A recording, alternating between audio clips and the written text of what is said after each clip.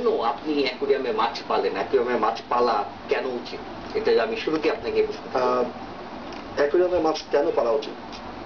ছোটবেলা থেকে যখন অ্যাকচুয়ালি আমার বাংলাদেশে জন্ম নেওয়া মানুষ, ছোটবেলা থেকেই বইয়ের মধ্যে পড়েছি যে নদী নালার দেশ বাংলাদেশ, মাছের ভাতে বাঙালি।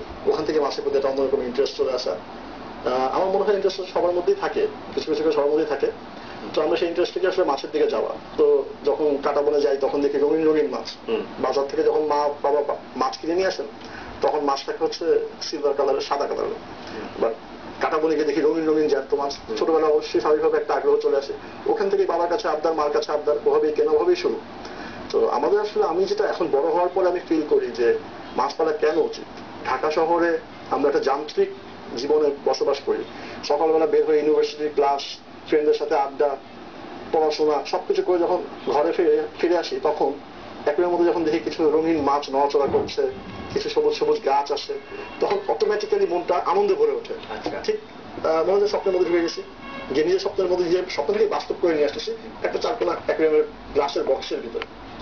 আর আরেকটা জিনিস যে আমাদের এখন যেটা হয় যে প্রযুক্তির দুনিয়াতে আমরা না সবাই আসলে আস্তে আস্তে কম্পিউটার, ল্যাপটপ, খেলার মাঠে খেলা হয় না, নেচার থেকে আমরা সবাই দূরে সরে আসছি। তো এই কারণে নিজের ঘরের ভিতরে যদি ছোট্ট করে একটা নেচার রাখা যায়, এটা আমাদের যেভাবে মানসিক প্রশান্তি দেয় এবং মানসিকভাবে আমাদের ডেভেলপমেন্টেও একটা বড় ধরনের সাহায্য করে বলে আমি বিশ্বাস করি, যেটা আমার মধ্যে আমি দেখেছি। এবং আমাদের অনেক আরো ফেলো হবিস্ট আছেন যারা একেবারে মাছ পালন পোষেন শখ করে, তাদের সবার মধ্যেই আমি এই প্রশান্তিটা খুঁজে পাই। বললো ভাই, আমি আপনাকে আরেকটা প্রশ্ন জিজ্ঞেস করবো যে আমাদের অনেকে অ্যাকুরিয়ামে মাছ পালেন এবং আপনিও মাছ পালেন, অনেকের মাছ পালা এবং আপনার মাছ পালার মধ্যে পার্থক্য কি? কারণ আপনি 14 বছর ধরে এটি নিয়ে গবেষণা করছেন এবং আপনি এইসব অ্যাকুরিয়ামের মাছের নারী নক্ষত্র জানেন, কিভাবে এদেরকে পালতে হয়, এটি নিয়ে আপনারা অ্যাসোসিয়েশনও করেছেন। পার্থক্যটা কি বলেন? আসলে জিনিসটা হচ্ছে যে কোনো কিছুর প্রতি ভালোবাসা থেকেই তার প্রতি আগ্রহ চলে আসে। আপনি যখন ভালোবাসবেন, ভালোবাসা কিন্তু কমে না, দিন দিন ভালোবাসা বাড়তেই থাকে। তো মাছ হচ্ছে এমন একটা জিনিস, তো বলতে পারে না কথা। ও খিদা লাগলেও বলতে পারে যে আমার খিদা লাগছে। ও জ্বর আসলে বলতে পারে যে আমার জ্বর আসছে। আমি যেমন জ্বর আসলে মাকে বলি মা জ্বর আসছে ওষুধ দাও, খিদা লাগলে বলি মা খাবার দাও, খিদা পেয়েছে। ও তো বলতে পারে না। এখান থেকে আগ্রহটা আরো বেশি বেড়ে যায়, জানা যে কিভাবে ওকে আরেকটু ভালো রাখা যায়, কিভাবে ওকে আরেকটু ভালো সেবা দেওয়া যায়, আরেকটু ভালো অ্যাটমসফিয়ার দেওয়া যায়, কিভাবে পরিবেশটাকে আরেকটু সুন্দর করা যায়, ওর জন্য আরেকটু আরামদায়ক কিভাবে হয়। আমার বাবা আমার মা শখ করে আমার জন্য ছেলে ভালো থাকবে বলে এসি লাগিয়ে দেবে, হয়তো আমি ওর জন্য কি করেছি। ওই অবলা প্রাণীটার জন্য আগ্রহ, ভালোবাসা থেকেই কিন্তু আস্তে আস্তে এই ডিফারেন্সগুলো ক্রিয়েট হয়। যেমন আমাদের দেশে মানুষ করে কি, অ্যাকুরিয়ামের দোকানে যায়, ওখানে গিয়ে ব্যবসায়ীরা যেভাবে বলে বিক্রির জন্য, ব্যবসার জন্য বলে এটার সাথে এটা রাখুন, এটার সাথে সবার সাথে সবকিছু রাখার কথা বলে। আসলে কি তাই? তা তো না। একটা হিংস্র মাছের সাথে একটা নরম স্বভাবের মাছকে রাখা যায় না। আমরা না বুঝে অনেক সময় মানে হয়তো আমাদের গোল্ড ফিশ আছে, আমরা নীল খেতে গিয়ে দেখলাম যে খুব সুন্দর আরেকটি ফাইটার মাছ আছে, ওটা আমরা সেই আমাদের একসাথে রেখে দিলাম। কিন্তু আসলে কি রাখাটা উচিত? আমরা না জেনেই হয়তো ভুলটা করছি। এই উচিত কি অনুচিত এটি নিয়ে আলাপ করবো, যে অ্যাকুরিয়ামে মাছ পালতে গেলে আপনি বলবেন যে কি কি বিষয় মাথায় রাখা দরকার। এরপর হচ্ছে আমি কিছু মাছের ছবি দেখাবো এবং এটি নিয়ে আপনাকে প্রশ্ন করবো। অবশ্যই। আসলে আমাদের অ্যাকুরিয়াম তৈরি করতে গেলে প্রথমে মাথায় রাখা উচিত যে আমার বাসার কোন জায়গায় আমি অ্যাকুরিয়ামটাকে বসাবো। ঠিক আছে, যদি আমার স্পেসটা বড় হয় তাহলে আমি বড় অ্যাকুরিয়াম করতে পারি, যদি স্পেস ছোট হয় তাহলে আমি ছোট অ্যাকুরিয়াম করতে পারি। ছোট অ্যাকুরিয়ামের জন্য এক ধরনের মাছ আছে, যেমন যেসব মাছ ছোট হয় সাইজে, যারা মানে ম্যাচিউরড অবস্থায় ছোট থাকবে সেসব মাছ আমরা ছোট অ্যাকুরিয়ামে রাখতে পারি। এখন আমাকে যদি একটা মানে বড় ঘরে একলা মাছ ছেড়ে দেওয়া হয় তাহলে আমি কিন্তু খুব কষ্ট পাবো, লোনলি ফিল করবো। তো মাছেদেরও তো জীবন আছে, ওদেরও কিন্তু মন, ভালোবাসা, আদান প্রদান সবই আছে। তো ওটা আমাদের খেয়াল রাখতে হবে। বড় জায়গায় বলতে চাচ্ছেন বড় অ্যাকুরিয়ামে ছোট মাছ একা রাখা উচিত না, ওরও তো একটা জীবন আছে। একটা ফ্যামিলি করে, একটা কলোনি করে রাখা উচিত, ওরা একসাথে ঘুরতে পারে। আর তুমি যদি ছোট অ্যাকুরিয়াম করে আমি ছোট মাছ রাখলাম, 4-5টা রাখলাম। আর একটা জিনিস হচ্ছে যে একটা রুমের যদি আমি এখন 100টা মানুষকে ঢুকাই দিই তাহলে কিন্তু মাছগুলোর ব্রিদিং এর সমস্যা হয়। তো ওরকম একটা ছোট একটা অ্যাকুরিয়ামে যদি আমি একসাথে অনেক মাছ ডাম্প করি তাহলে মাছগুলোর কষ্ট হয়। আর আরেকটা জিনিস যেটা আমাদের সবারই মাথায় রাখা উচিত সেটা হচ্ছে যে আমি যেমন ইউরোপিয়ানদের সাথে গিয়ে এখনই সহজে অ্যাডজাস্ট করতে পারবো না, ইউরোপিয়ানরা আমাদের দেশে এসে সহজে অ্যাডজাস্ট করতে পারবে না। সেরকম ভাবে মাছগুলো যখন আমরা দোকান থেকে নিয়ে এসে নতুন একটা দেশে নতুন একটা বাসায় আসছে, এখানে অ্যাডজাস্টমেন্টের জন্য ওদেরকে আমার কিছু সময় দেওয়া উচিত, কিছু এক্সট্রা পরিচর্যা প্রথম 3-4 দিন করা উচিত। কিরকম বলেন তো? যেমন ধরেন যখন দোকানে মাছগুলো থাকে একসাথে অনেকগুলো মাছ ওরা রাখে ব্যবসায়িক চিন্তা ভাবনা করে, তো ওই মাছগুলো ওখান থেকে যখন আসে তখন হয়তো কোনো মাছ অসুস্থ থাকতে পারে। তো সেই মাছটাকে আমাদের উচিত কিছুটা সময় ট্রিটমেন্ট করা, একটু অবজারভেশনে রাখা যে মাছটাকে আসলে কি অসুস্থ নাকি সে সুস্থ। যদি অসুস্থ হয় তাহলে সেই অনুযায়ী আমরা তাকে ওষুধ দিতে পারি, বাজারে ওষুধ কিনতে পাওয়া যায় মাছের। ইভেন অনেক সময় দেখা যায় যে মানুষের অনেক ওষুধও মাছের কাজে লাগে।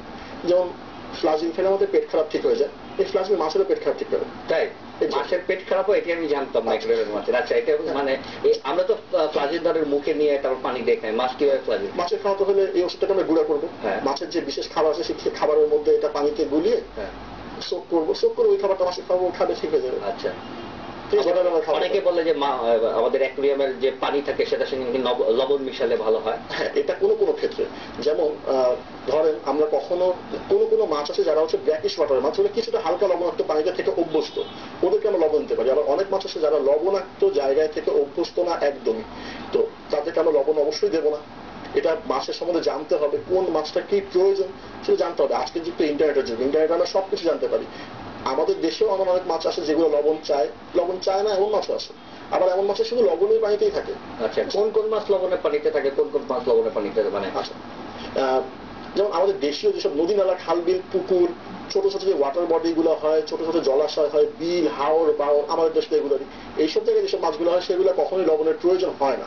আর যেসব মাছ আপনার সমুদ্রে থাকে কিংবা সমুদ্রের কাছাকাছি অংশে থাকে সেই সব মাছের লবণের প্রয়োজন হয়। যেমন আমাদের দেশে সমুদ্র থেকে অনেক ধরনের মাছই হয়তো কালেকশন করতে পারে অনেকে, সেগুলোকে লবণ পানিতে রাখতে হবে, কিন্তু সাধারণ লবণকে দেওয়া যাবে না। কারণ সাধারণ লবণ যদি আমরা পানিতে মিক্স করি তাহলে একটা স্যালাইনিটি লেভেলটা স্টেবল থাকে না, তার জন্য সিনথেটিক লবণ লাগে যেটা বাজারে কিনতে পাওয়া যায়, কিংবা কেউ চাইলে কেমিক্যাল দিয়ে মিক্স করে এটাকে তৈরি করে নিতে পারে। সেটা ফর্মুলা ইন্টারনেটে অ্যাভেলেবেল আছে, আমরা যদি কেউ কখনো প্রয়োজন বোধ করি আমরা ইন্টারনেটে গুগলে সার্চ করলে আজকে দুনিয়া হাতের মুঠায় ইজিলি পাওয়া যায়। আচ্ছা পূর্ণ, আমাদের একজন দর্শক এসএমএস করেছে যে মাছের পেট খারাপ হলে আমরা কিভাবে বুঝবো মাছের পেট খারাপ হয়েছে। এর সাথে আমি আরেকটা প্রশ্ন যুক্ত করতে চাই, মাছ যদি অসুস্থ হয়ে যায় সেটাই বা আমি কিভাবে বুঝবো যে মাছ অসুস্থ? আচ্ছা, প্রথম কথা হচ্ছে যে মাছ যদি পেট খারাপ হয় তাহলে আমরা কিভাবে বুঝবো? মাছের যদি পেট খারাপ হয় তাহলে সাধারণত মাছের যে পুটা হয় সেটা হয় হচ্ছে ব্ল্যাক কালারের অথবা ডার্ক ব্রাউন কালারের, কিংবা যেই খাবারটা আমরা তাদেরকে খাওয়াই, সাপোজ ধরেন আমরা হলুদ রঙের খাবার খাই তো ওর বাথরুমটা হলুদ রঙেরই হবে, তো এটা সাদা হয়ে যাবে। আচ্ছা, কিংবা সাদা সাদা গ্যাপ আসবে ওর মধ্যে, এটা দেখে বোঝা যাবে যে ওর পেট খারাপ হয়েছে। তখন আমরা ফ্লাজিলটা গুঁড়ো করে হালকা গরম পানিতে মিক্স করে সেটাকে ওই খাবারটাকে হালকা ভিজিয়ে সোক করে ওই খাবারটা যদি মাছকে দিই তাহলে এভাবে 5 দিন কন্টিনিউ করলে সুস্থ হয়ে যাবে বলে আমরা আশা করি। আর যদি এছাড়াও যদি আরো বড় কোনো প্রবলেম হয়, আমাদের তো ফেসবুকের গ্রুপ আছে, আমাদের ওখানে গ্রুপে আসে, আমরা এভরিডে ফলো আপ করি, প্রত্যেকটা ঘন্টা প্রত্যেকটা মিনিট আপনি সাপোর্ট পাবেন আমাদের কাছ থেকে, সেটা যেই আসুক। ফেসবুকের গ্রুপ নিয়ে আলোচনা করবো, তার আগে আমি দর্শকদেরকে একটা ছবি দেখাতে চাই, একটি অ্যাকুয়ারিয়ামের ছবি, এবং এই ছবিটার নাম হচ্ছে যে অ্যাকুয়াস্পেস উইথ ফেক প্ল্যান্ট। মানে আমরা অ্যাকুয়ারিয়ামের মধ্যে যে গাছপালাগুলো ব্যবহার করি সেগুলো তো প্লাস্টিকের গাছপালা। হ্যাঁ, এই ছবিতে দেখতে পাচ্ছেন এই অ্যাকুয়ারিয়ামটার মধ্যে যেই গাছগুলো ব্যবহার করা হয়েছে এগুলো প্লাস্টিক গাছ, কারণ আপনার অরিজিনাল যে অ্যাকুয়াটিক প্ল্যান্টস গুলো হয় সেগুলো রাখার জন্য কিছুটা অভিজ্ঞতার প্রয়োজন আছে, সাহসের প্রয়োজন আছে, কিছু ইকুইপমেন্টসের প্রয়োজন আছে, যেমন আপনাকে প্রপারলি লাইট দিতে হবে। তো প্লাস্টিক প্ল্যান্টস গুলোতে এত কিছু প্রয়োজন হয় না। আবার প্লাস্টিক প্ল্যান্ট কখনো নষ্ট হয়ে যাবে না, পচে যাবে না, গলেও যাবে না। সো সেটা আমরা অনেকেই প্লাস্টিক প্ল্যান্ট ইউজ করে থাকি সাধারণত। তো এটা একটা লং টাইমের জন্য, বাট জীবন্ত জিনিস পাওয়ার মজাই তো আলাদা। হ্যাঁ, সেটাই, ভালো লাগাটাই তো অন্যরকম।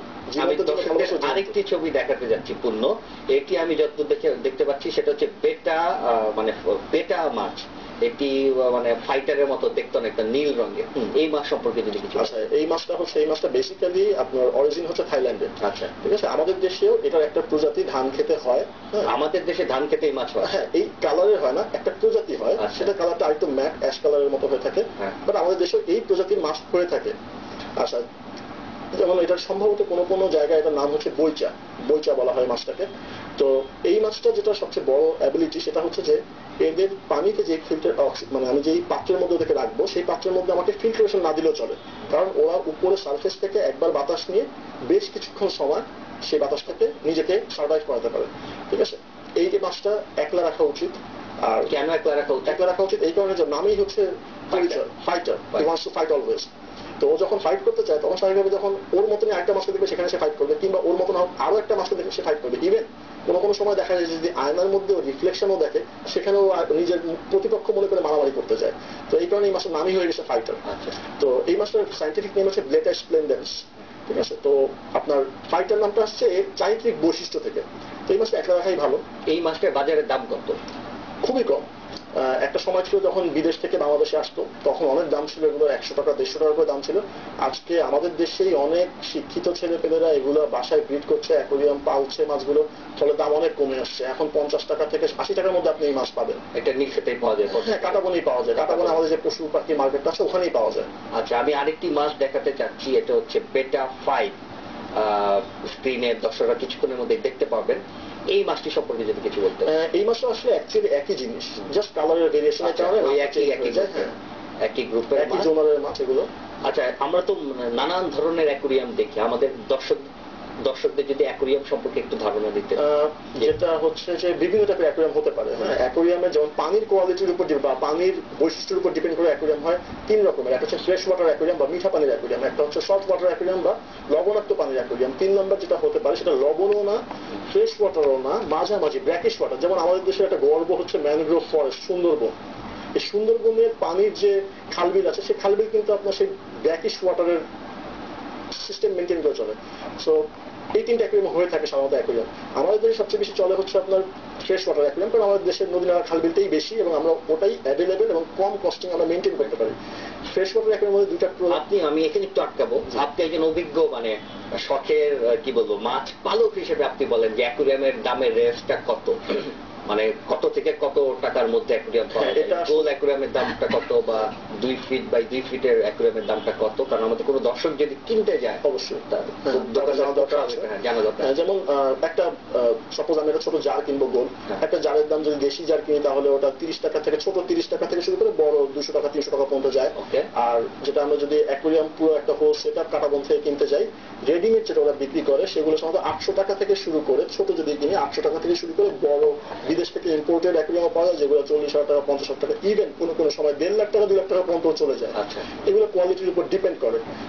তবে যদি সবচেয়ে ভালো হয় ইন্টারনেটে আমাদের এই সাইটে যদি কেউ হেল্প চায় তাহলে দেখা যায় আমরাই নিজেদের পকেটের পয়সা ব্যয় করে আমরা গিয়ে মানুষের বাসায় অ্যাকোরিয়াম বানাতে কোনো ধরনের ইন্টারেস্ট ছাড়া, because we are non profit organisation. You are not profit organisation. এবং আমাদের একজন দর্শকের ফোন আছে, ফোনটা নিয়ে প্রশ্নটা শুনে আমরা একটা ছোট্ট ব্রেকে যাবো। প্রিয় দর্শক, আপনার নামটি বলুন এবং আপনার প্রশ্ন। হ্যালো, জি বলুন। জি, আমার নাম লুৎফর রহমান। জি বলুন। জি, আমি জানতে চাচ্ছিলাম যদি আমি বাণিজ্যিক ভাবে অর্নামেন্টাল ফিশ করতে চাই প্রোডাকশন, ইন দ্যাট কেস আমার কিভাবে প্রসিডিউর গুলো করতে হবে বা কি করা উচিত, এটা একটু আমি মিস্টার নাজিরুজ্জামানের কাছ থেকে জানতে চাচ্ছিলাম। দারুণ প্রশ্ন। আমরা ঠিক এই বিষয়টা নিয়ে ব্রেকের পরে আলাপ করবো যে বাণিজ্যিক ভাবে যদি আমরা এই জাতীয় অর্নামেন্টাল ফিশের কাজ করতে চাই এবং যুবকদের একটি কর্মসংস্থানের বিষয় হতে পারে কিনা। ছোট্ট একটা বিরতির পর প্রিয় দর্শক আবার ফিরে আসছে।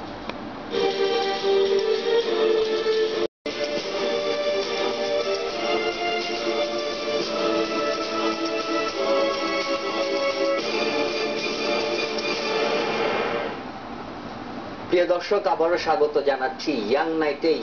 আজকে আমরা কথা বলছি অ্যাকোরিয়ামের মাছের গল্প নিয়ে এবং আমাদের অতিথি নাদিরুজ্জামান পূর্ণ ভাই, আমরা তো মানে আমাদের যুব সমাজের একটা বড় অংশ খালে বিলে বা পুকুরে মাছের চাষ করে থাকে। আমাদের ব্রেকের আগে একজন দর্শক ফোন দিয়েছিলেন, তিনি বলেছিলেন যে অ্যাকোরিয়ামে মাছের চাষ বা অ্যাকোরিয়ামে অর্নামেন্টাল ফিশের ব্রিডিং করে কোন উপার্জন করা সম্ভব কিনা। আপনি তো 14 বছর ধরে আছেন, আপনি যদিও একজন মানে শখের হবে, ঠিক আছে, আপনি আমাদেরকে তারপরে এই ব্যাপারটা সম্পর্কে একটু বলুন। অবশ্যই সম্ভাবনা আছে। আমি প্রথমেই বলেছি, অনুষ্ঠান শুরুতে একটা কথা বলছি, আমাদের দেশটা নদী নালা খালবিলের দেশ, হাওর বাওয়ারের দেশ। অনেক নাম করা বড় চলন বিলের মতো বিল আমাদের দেশে অবস্থিত। হাকালুকি হাওরের মতো বড় হাওর আমাদের দেশে অবস্থিত। হালদা নদীর মতো বড় নদী, যেখান থেকে পৃথিবীর একমাত্র জায়গা যেখান থেকে ন্যাচারালি পোনা এবং ডিম সংগ্রহ করা হয়। অবশ্যই সম্ভাবনা আছে। আর সবচেয়ে বড় কথা যেটা, যে আমরা যখন একটা রুই মাছের ডিম নেই, বাচ্চা ফুটাই, বড় করে মাছটা কেজি করে বিক্রি করি। আর অ্যাকোরিয়ামের মাছ হচ্ছে এমন একটা প্রোডাক্ট, শখের দাম 80 টাকা তোলা বলে একটা কথা আছে না, ওইটা ওই টাইপেরই। প্রতি পিস ধরে ধরে বিক্রি করছি। আমি একটা কাতলা মাছের থেকে সাপোজ 1,500 থেকে 2,000 ডিম পেলাম, ওখান থেকে আমি 2,000 পোনা পেলাম, ওগুলোকে বড় করলাম পুকুরে, সময় লাগলো অনেক, সেই সময় অনুযায়ী বিক্রি করবো হচ্ছে কেজি করে। কিন্তু অ্যাকোরিয়ামের মাছ আমরা পিস হিসেবে বিক্রি করতে পারছি, প্রফিটের মার্জিনটা ওখানেই বেশি হয়ে যায়। তো আমি মনে করি আমাদের যুব সমাজের বড় একটা সুযোগ আছে এই সেক্টরে এসে, স্পেশালি শিক্ষিত যুবকদের, কারণ এগুলো ornamental fish, they need more care, they need actually more, শ্রমটা একটু বেশি দিতে হয় হয়তো, বা দিতে হবে, এটা স্বাভাবিক, শখের জিনিসটা সবাই দিতে দেবেই, দেখতে সুন্দর, আগ্রহটা বেশি থাকে। সো আমি মনে করি যুব সমাজে একটা বড় সুযোগ আছে, কারণ এখানে একটা প্রফিটের মার্জিনটা হাই। আর আমাদের দেশ তো অনেক বড় একটা জনসংখ্যা দেশ, 16 কোটি মানুষ এখানে বাস করে, শিক্ষিত মানুষও দিন দিন বাড়ছে, এবং শিক্ষিত মানুষ যদি এইসব সেক্টরে কাজ করে তখন অবভিয়াসলি ভালো হবে। একজন শিক্ষিত মানুষ, একজন শিক্ষিত কৃষকের উৎপাদনের পরিমাণ একজন অশিক্ষিত কৃষকের চেয়ে অবশ্যই 2% হইলেও বেশি হবে। এটা নিয়ে আরো সুনির্দিষ্টভাবে পূর্ণ আলাপ করে আমাদের আরেকজন দর্শক ফোনে অপেক্ষা করছেন। প্রিয় দর্শক, আপনার নামটি বলুন, আপনার প্রশ্নটিও। আমি ইমরান বলছিলাম। জি বলুন। আমি জানতে চাচ্ছি, বাংলাদেশে লবণ পানির অ্যাকোয়ারিয়াম, যেটা সমুদ্রের সামুদ্রিক মাছের অ্যাকোয়ারিয়াম করা হচ্ছে, এটার দিকের প্রতিবন্ধকতাগুলো কি দেখছেন নাদিরুজ্জামান ভাই? আমাদেরকে একটু জানালে ভালো হয়। আর এটাই আমরা কিভাবে সমুদ্রের এক টুকরো আমাদের ঘরে নিয়ে আসতে পারবো কোনো সমস্যা ছাড়া? কারণ বাংলাদেশের ঢাকায় দেখা আমার একটাই দোকানে আমি দেখলাম যে লবণ পানির অ্যাকোয়ারিয়াম হচ্ছে, যেটা পুরো কাটা বনেই নেই। তো এটার ব্যাপারে আমাদেরকে একটু বললে আমরা কিভাবে লবণ পানির অ্যাকোয়ারিয়াম বাসায় করতে পারবো, এটা জানালে অনেক উপকৃত হবে। ধন্যবাদ দর্শক আপনার ফোনের জন্য। কোথায় আছে যে বাংলাদেশের লবণ পানির লবণ পানির অ্যাকোয়ারিয়াম, যেটা আসলে একটা বড় ইনভেস্টমেন্টের প্রয়োজন আছে এখানে, কারণ আমাদের দেশে এখনো পর্যন্ত ওই পরিমাণ আন্তর্জাতিক মানে ল্যাবরেটরি গড়ে ওঠে নাই যে আমরা সিনথেটিক লবণ তৈরি করবো। নর্মাল লবণ দিয়ে লবণাক্ত পানির অ্যাকোয়ারিয়াম তৈরি করা সম্ভব না। আর আমি একটা জিনিস সবসময় খুব চিন্তা করি যে আমাদের একটা খুব সুন্দর গর্ব করার মতো জায়গা আছে সেন্ট মার্টিন, এটা কিন্তু নষ্ট হওয়ার পথে। কারণ কক্সবাজারে যারা যায় তারাই একটা করে শৈবাল প্রবাল নিয়ে আসতে চায়, আর ওখান থেকে এগুলো আসে। মানুষ বোঝে না, টাকার মানে দারিদ্র্যের কারণে কিন্তু মানুষ ওখান থেকে কেটে কেটে নিয়ে আসছে। এভাবে কিন্তু আস্তে আস্তে কোরাল দ্বীপটা নষ্ট হয়ে গেল, অলমোস্ট নষ্ট হয়ে গেছে। আমরা কয়েকদিন আগে জিকে একটা আপনার গ্যালারি, জিক গ্যালারিতে একটা এক্সিবিশন হয়েছিল সেন্ট মার্টিনের আন্ডার ওয়াটার ফটোগ্রাফির উপরে, ওখানে আমরা দেখেছি যে অনেক নষ্ট হয়ে গিয়েছে। তো অ্যাকচুয়ালি যদিও কখনো আমাদের দেশে একটা দোকান করে শুনেছি করেছে ওরা, আমি অ্যাপ্রিসিয়েট করি করেছে। যদি ইম্পোর্টেড প্রোডাক্ট দিয়ে সম্ভব হয় এই জিনিসটাকে করা, আমি সবসময় বলি করা উচিত। তবে যদি আমাদের দেশের কোনো মাছ, আমাদের দেশীয় কোনো প্রোডাক্ট, দেশীয় কোনো অঞ্চলকে ধ্বংস করে যদি মেইন অ্যাকুয়ারিয়াম করতে হয়, তাহলে আমি মনে করি সেটা মনে হয় আমার উচিত না করা। দেশটা তো আমারই, আমাদের সবাই তো এই দেশটা। আচ্ছা, আমরা ওই যুবকদের একটা কর্মসংস্থানের বিষয়ে আপনি আইডিয়া দিচ্ছিলেন, ওইটা নিয়ে কথা বলছিলাম, যেখানে প্রফিট মার্জিনটা কেমন হতে পারে এবং একজন যুবক কিভাবে শুরু করতে পারেন অ্যাকুয়ারিয়ামের ব্যবসা, মানে অ্যাকুয়ারিয়ামের ব্যবসা না, আমি বলি যে মাছ প্রোডাকশনের ব্যবসা, অর্নামেন্টাল ফিশ প্রোডাকশনের ব্যবসা। যেমন থাইল্যান্ডে প্রচুর অ্যাকোয়ারিয়ামের মাছ ব্রিড হয়, ওরা বিভিন্ন দেশে এক্সপোর্টও করে। আমরা ইসরায়েলের কথা জানি, ইসরায়েল ওয়ার্ল্ডের লিডিং অর্নামেন্টাল ফিশ এক্সপোর্টার। আস্তে আস্তে আমাদের পাশের দেশ ভারতও আসছে, মায়ানমার যেটা বার্মা তারাও আসছে, ইন্দোনেশিয়া, মালয়েশিয়া ওরাও এখন করছে, শ্রীলঙ্কাও এখন করছে। আমি মনে করি আমাদের দেশে আগানো উচিত, এবং আমার বিশ্বাস আমাদের গভর্নমেন্টের যারা রেপুটেটেড পার্সন আছে তারাও এটা চায় যে এটা নতুন সেক্টর ডেভেলপ হোক। আর আমাদের দেশটা ভৌগোলিক কারণে আমরা ভৌগোলিক কারণে আমরা ট্রপিক অফ ক্যান্সার নামে একটা রেখার উপর অবস্থিত, যেটাকে ধরা হয় পৃথিবীর সবচেয়ে ফলনশীল এরিয়া। তো এই এরিয়ার মানুষ, আমরা এমন একটা দেশে বাস করি যে আমরা আম খেয়ে জানলা দিয়ে আটিটা ফেলে দিলেও বাইরে গাছ হয়ে যায়। আর সেই দেশে তো পুকুরের মধ্যে মাছ করলে অবশ্যই ভালো হবে। সেই দেশের আবহাওয়াটা এমন ভাবে তৈরি যে অ্যাকুয়ারিয়ামে মাছ করলে অ্যাকুয়ারিয়ামে মাছ ভালো হবে। তো স্পেসিফিক্যালি বলতে গেলে, যেমন ধরেন একটা আমি কাতলের পোনা, কাতলা মাছের পোনা যদি আমি বিক্রি হয় আজকে হোলসেল সম্ভবত হয় হচ্ছে আপনার 100 পিস 200 পিস হোলসেল হচ্ছে 7 টাকা 8 টাকা মাত্র। হ্যাঁ, এরকম করে। সেই পোনাটা নিয়ে আমি কি করবো? সেই পোনাটাকে নিয়ে পুকুরে ছাড়তে হবে, আতুর ঘরে ছাড়তে হবে, একটু বড় হবে, তারপর আরেকটা বড় পুকুরে ছাড়তে হবে, একটা ডেপথনেস পুকুরে ছাড়তে হবে। ওখানে খাবার 3 ধাপে, যেমন গ্রোয়ার 1, গ্রোয়ার 2, গ্রোয়ার 3 এরকম করে 3টা ধাপে ওদের খাবার দিয়ে আস্তে আস্তে বড় করতে হবে, 6-7 মাস করে বড় করে তারপরে মাছটাকে বিক্রির জন্য আসতে। সেখানে অ্যাকুয়ারিয়ামের যদি আমি একটা সাপোজ আমি কথা ধরে বলছি গোল্ডফিশ, আমি গোল্ডফিশ ব্রিড করলাম। সেই গোল্ডফিশটা ব্রিড করার পরে সেই মাছটাকে আমি ছোট অবস্থাতেই বিক্রি করতে পারছি 10 টাকা 12 টাকা করে। প্রফিটটা এখানে কিন্তু 5 টাকা বেড়ে যাচ্ছে। তারপর যখন এটা আমি বড় করি বা আরেকজন নিয়ে গেল, যে কিনে নিয়ে গেল, সে যখন বড় করলো, আরেকটু বড় করে 2-3 ইঞ্চি করলো, তখন এটার দাম হয়ে গেল 30 টাকা 40 টাকা। সময়টা লাগছে 2 কি 3 মাস। আমি যেখানে 6 মাসের সময়টাকেও কমিয়ে নিয়ে আসতে পারছি অ্যাকুয়ারিয়াম মাছের জন্য, একইভাবে দামটাও একটু বেশি পাচ্ছে যেহেতু রঙিন। তাই আরেকটু এই বিষয় নিয়ে কথা বলবো, আমাদের একজন দর্শক ফোনে অপেক্ষা করছেন, প্রচুর ফোনটি নিয়ে তারপর আবার সেই বিষয়ে আলোচনা করবো। প্রিয় দর্শক, আপনার নামটি বলুন এবং আপনার প্রশ্ন। জি, আমি শীতমা জামান বলছি। জি বলুন। আমি পূর্ণ ভাইয়ের কাছ থেকে জানতে চাচ্ছিলাম যে আমরা যে অর্নামেন্টাল ফিশ গুলো বাড়িতে রাখি, সেগুলোর খাবারগুলো আমরা অ্যাভেলেবেল পাই না এবং যথেষ্ট কস্টলি মার্কেটে। তো এটা কি কোনো উপায় আছে যে আমরা বাড়িতে তৈরি করতে পারি বা এটার ইনসাফিসিয়েন্টনেসটা পূরণ করে দিতে পারি? মাছের খাবার মানে মৌলিক অধিকার, মানুষের যদি মৌলিক অধিকার। আচ্ছা, এখন মাছের খাবার যেটা অ্যাকচুয়ালি অ্যাভেলেবেল পাওয়া যায় না, কথাটা ওভাবে সত্যি না। হ্যাঁ, একটু দাম বেশি, এটা কথাটা সত্যি। যেহেতু আমি মাছটা ওই যে বললাম যে ব্রিড করে বিক্রি করতে গেলে আমি একটু দামটা বেশি পাচ্ছি, তো দোকানদার একটা সুবিধা নিয়েই থাকে, স্বাভাবিক নেবে তারা, ব্যবসায়িক পলিসি। তো আমরা যেমন যাদের পক্ষে মাছের খাবারের যোগ্য না, যেমন অস্কার, অ্যারোনা, এদেরকে আমরা চিংড়ি মাছ, ফ্লাওয়ার হর্ন, এদেরকে আমরা চিংড়ি মাছ খাবো। আবারও আপনাকে আটকাতে হচ্ছে একজন দর্শকের প্রশ্ন নিয়ে, আবার অত্যন্ত বড় হৃদয়ের একজন মানুষ, ছোটবেলা থেকে শুনে এসেছি যে লায়ন হার্টেড মানুষগুলো হয়, এই প্রথম একজনকে দেখলাম। ঠিক আছে। আচ্ছা, চিংড়ি মাছ মাছের খাবার, মাছের খাবারে ছিলাম আমরা।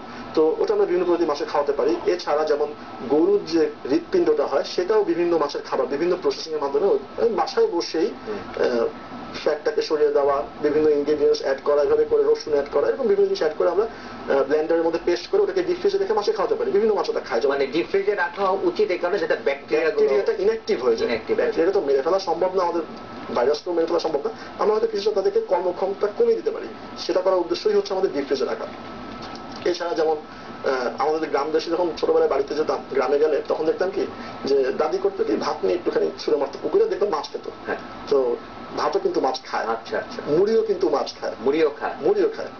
আমরা এগুলো খাওয়াতে পারি, এটা খাওয়াতে কিন্তু খারাপ না। আপনি কোনটা ভালো বলবেন? দোকানে যেসব আমরা টাকা দিয়ে খাবার কিনি, যে কি মানে লাল নীল নানান রঙের খাবার পাওয়া যায়, এটা ভালো নাকি বাসায় মাছের খাবার তৈরি করা?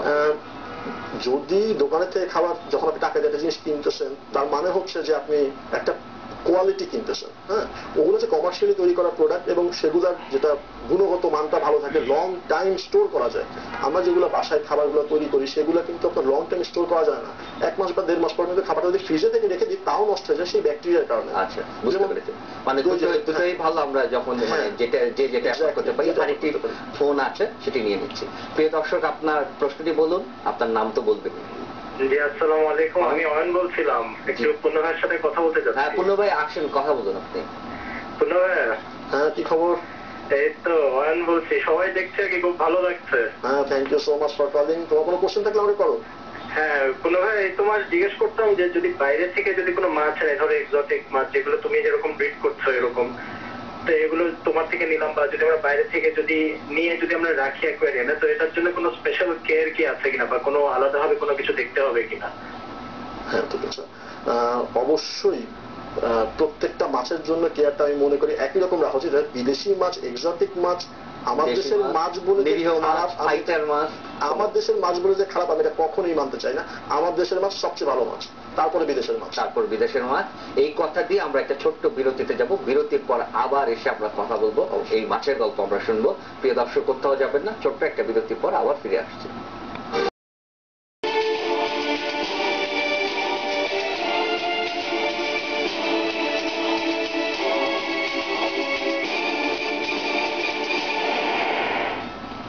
প্রিয় দর্শক, আবারও স্বাগত ইয়াং নাইটে। আজকে আমরা অ্যাকুরিয়ামের মাছ নিয়ে কথা বলছি এবং আমাদের অতিথি নাদিরুজ্জামান পূর্ণ। অনেকেই শখ করে মাছ পালতে যান, তারা অনেক টাকা খরচ করে নীলক্ষেত থেকে কিংবা কাঁটাবন থেকে অ্যাকুরিয়াম কিনে নিয়ে আসেন, অনেক শখ করে দামি দামি মাছ কিনে নিয়ে আসেন। কিছুদিন পর সেই মাছ মারা যায়, তাদের খুব কষ্ট লাগে যে একটি জীবিত প্রাণী মারা যায়, তারা এক ধরনের ভোগান্তিতে পড়েন। আবার নতুন করে মাছ কিনে নিয়ে আসেন, আবার সেই মাছটি মারা যায়। এই ভোগান্তি থেকে রেহাই পাওয়ার জন্য আপনি সাধারণ দর্শকদের উদ্দেশ্যে প্রথমেই হচ্ছে আগে মাছকে জানতে হবে, আগে গিয়ে মাছ কিনতে হবে না। আচ্ছা, আগে মাছ সম্বন্ধে একটু পড়াশোনা করে নিই, একটু জানি কোন মাছটা কোন জিনিসটা লাগে, সে অনুযায়ী আমি ফিল্টার কিনলাম, সে অনুযায়ী আমি অ্যাকুয়ারিয়ামের সাইজটা বিবেচনা করলাম, সে অনুযায়ী আমি লাইট দিলাম। লাইটও কিন্তু একটা বড় ফ্যাক্ট। আমাদের যদি 24 ঘন্টা সূর্য আলো দাঁড় করে রাখা হয় তাহলে কিন্তু আমরা বাঁচবো না। 12 ঘন্টা লাইট দরকার, 12 ঘন্টা লাইট অফ রাখতে হবে। এসব জিনিস আমাদের জানতে হবে। জানার জন্য আমাদের ফেসবুকে গ্রুপটা আছে, আমরা সামনে খুব দ্রুতই নিজস্ব একটা ওয়েবসাইট চলে যাচ্ছে, এটা একটা বড় জিনিস। আচ্ছা, আমি এই ফাঁকে দর্শকদেরকে আপনাদের ফেসবুকের গ্রুপটার কথা একটু বলতে চাই এবং দেখাতেও চাই স্ক্রিনে।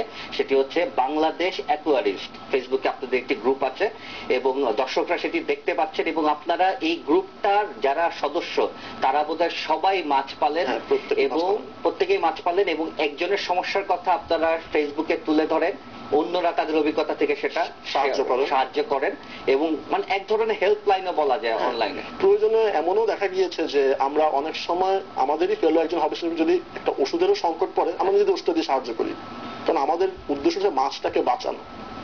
মাছটা যেন ভালো থাকে। মাছটা তো এই গ্রুপের সবচেয়ে বড় জিনিস হচ্ছে কি আমরা একটা ফ্যামিলির মতো কাজ করি। আমাদের 6 জন অ্যাডমিন আছেন, 3 জন মডারেটর আছেন, এবং সবচেয়ে বড় জিনিসটা যেটা যে ফ্যামিলি হলে কি হয় যে একজন একজন সুখ দুঃখ শেয়ার করি। আমরা একজনের খুশিতে যেমন খুশি হই, ঠিক দুঃখে আমরা দুঃখিত হই। এই কারণে আপনাদের পরিবারের সদস্য কিন্তু আপনারা শুধু না, আপনারা যেসব মাছ পালেন সে তারাও আপনাদের পরিবারের সদস্য। ছোট্ট একটা ফোন নিয়ে নিই। প্রিয় দর্শক, আপনার নামটি বলুন, আপনার প্রশ্ন। হ্যালো, আমি পূর্ণ ভাইকে অনেক ধন্যবাদ দিতে চাচ্ছি উনি বাংলাদেশ অ্যাকোয়ারিয়াম করার জন্য। আর আমি জানতে চাচ্ছিলাম আমাদের মাছগুলো যে অসুস্থ হচ্ছে এগুলোর জন্য কি কি মেডিসিন আমরা ব্যবহার করতে পারি, ওই 3-4 রঙিন বোতল ছাড়া, এগুলো আমরা কোথায় পাবো? আর আমি আরো ধন্যবাদ দিতে চাচ্ছি বাংলাদেশ অ্যাকোয়ারিয়াম হবিস নামের আরেকটা গ্রুপ, যেটা একই সাথে আমাদেরকে সহযোগিতা করে আসছে গত 4-5 বছর ধরে। ধন্যবাদ দর্শক, আপনার প্রশ্নটি আমরা বুঝতে পেরেছি। মাছের অসুখ হলে কি করবে? মাছের অসুখ হলে যেটা করতে হবে যে যেই রকম অসুখ সেরকম ট্রিটমেন্ট করতে হবে। হ্যাঁ, কাটা বলে যেমন যে আমাদের দর্শক বললেনই যে 3টা রঙের বোতল পাওয়া যায়। আসলে খুব কাজে আসে? আসলে কোনো কাজই আসে না। অনেক সময় দেখা যায় যে দোকানদাররা ব্যবসার জন্য রং মিলিয়ে হয়তো ছেড়ে দেয়, এমন হতে পারে। আবার অনেক সময় ভালো ওষুধও পাওয়া যায়, যেমন বিদেশি ওষুধও পাওয়া যায়, আমাদের দেশীয় কিছু ভালো ওষুধ তৈরি হয়। এটা কোনো মতেই অস্ট্রেলিয়া পাওয়া যায় না, দেশে ভালো ওষুধ হয় না।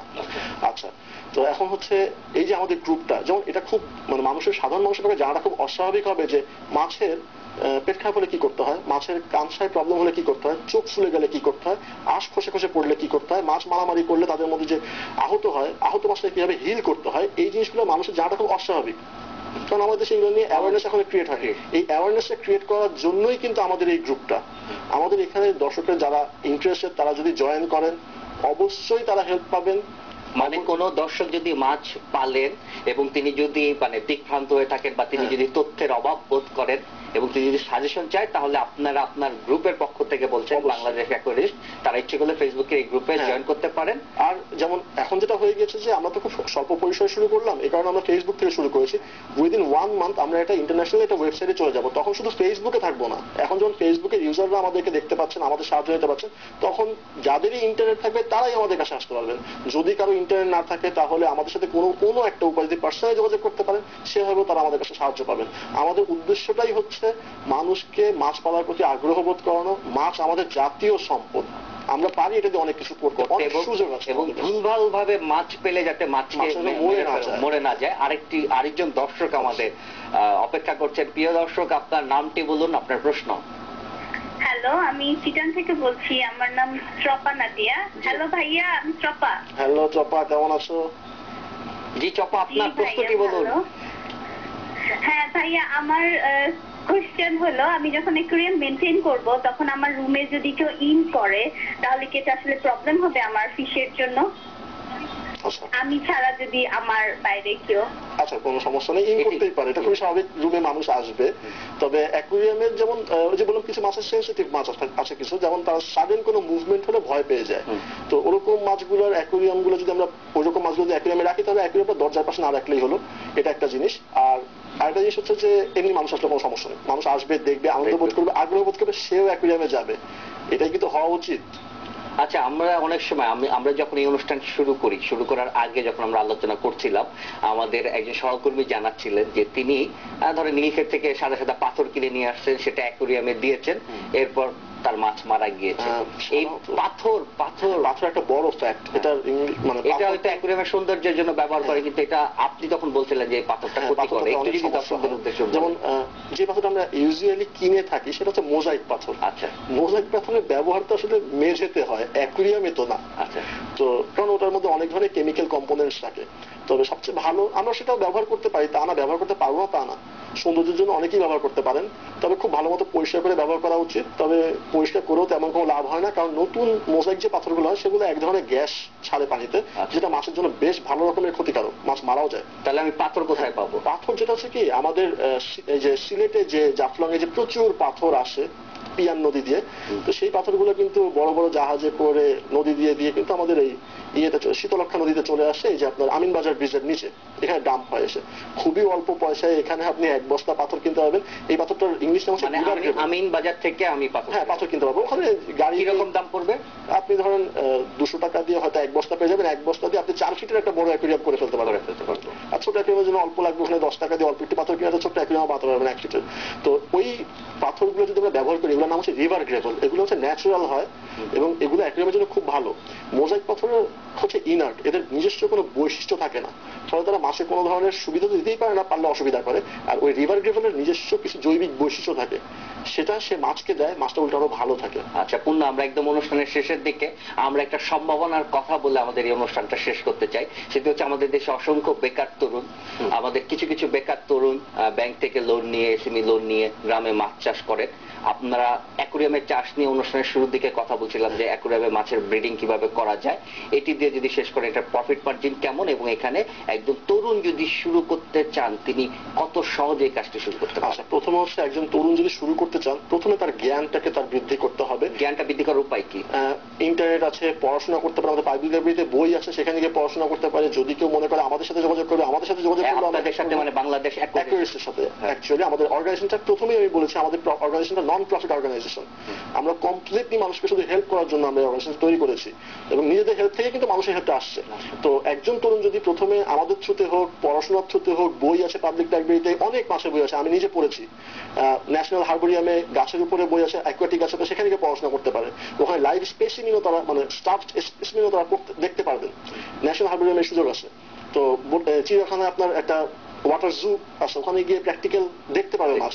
ওভাবে যদি তারা জ্ঞান অর্জন করে এবং জ্ঞান অর্জন করার পরে তারপর যদি তারা আস্তে আস্তে এই লাইনে 1 মাস 2 মাস অভিজ্ঞতা সঞ্চয় করুক, 1 বছর 2 বছর অভিজ্ঞতা, যত দিন যাবে তত অভিজ্ঞতা বাড়তে থাকবে। ওভাবে কাজ যদি করতে থাকে তাহলে আস্তে আস্তে সে একজন ভালো ব্রিডারে পরিণত হতে পারবে। এবং আমাদের দেশ আজকে এত শিক্ষিত মানুষ বেকার হয়ে বসে আছে, তাদের একটা বড় কর্মসংস্থানের পথ কিন্তু এটা হতে পারে। কিভাবে কর্মসংস্থান? মানে এই মাছের কি চাহিদা আছে দেশে এবং দেশের বাইরে? শুধু দেশের ভেতরে না, দেশের বাইরেও আছে। আচ্ছা, কারণ আজকে ইউরোপিয়ান কান্ট্রি, আমরা এই রঙিন মাছগুলো নিয়ে আসি, এগুলি কি সব দেশের মাছ নাকি দেশের বাইরে? বেশিরভাগই বিদেশ থেকে থাইল্যান্ড থেকে আসে, মালয়েশিয়া থেকে আসে, সিঙ্গাপুর থেকে আসে। কাজে মানে তরুণরা যদি কাজ করতে হলে আমাদের বিদেশ থেকে আনতে হচ্ছে না, আমাদের দেশীয় মুদ্রা দেশেই থেকে, আমাদের দেশের ডলারটা চলে যাচ্ছে না, আমাদের বৈদেশিক মুদ্রার উপর চাপ পড়তেছে না। উল্টা যদি আমরা ওদের মতনই ভালো ব্রিড করতে পারি, তখন আমরা বিদেশে এক্সপোর্ট করে ডলারটাকে ওটা নিয়ে আসতে পারি চাইলে। আচ্ছা, আমাদের দেশেরই অনেক মাছ চোরাই পথে ইন্ডিয়া চলে যায়, ইন্ডিয়ার সাথে ব্যবসা করে, কিন্তু আমরা কিন্তু চাইলে সেই ব্যবসাটা নিজেরা করতে পারতাম এবং সেই সুযোগ আমাদের কাছে অবশ্যই আছে। এবং আমি আশা করব নাদিরুজ্জামান পূর্ণ যে আপনারা বাংলাদেশ অ্যাকোয়ারিস্ট, আপনারা সেই সুযোগের পথ থেকে আরো উন্মুক্ত করবেন, আরো প্রসারিত করবেন। অসংখ্য ধন্যবাদ এই মাঝরাতে আমাদের সময় দেওয়ার জন্য। চমৎকার একটি বিষয় নিয়ে আজকে শুক্রবারের রাত্রে আমরা আলোচনা করলাম। প্রিয় দর্শক, কথায় আছে শখের তোলা 80 টাকা। শখের তোলা 80 টাকা কিনা জানি না, যারা আমরা শখ করে মাছ পালি বা পালতে চাই তাদের জন্য বোধহয় আজকে সঠিক খানিকটা কাজে লাগবে। আরো অনেক কথা আলোচনা করার ছিল, সময়ের স্বল্পতার কারণে আলোচনা করা গেল না। ভবিষ্যতে কোনো একদিন অবশ্যই আমরা এই বিষয়ে কথা বলবো। ততদিন পর্যন্ত ভালো থাকুন, সুস্থ থাকুন, নিরাপদে থাকুন। শুভরাত্রি।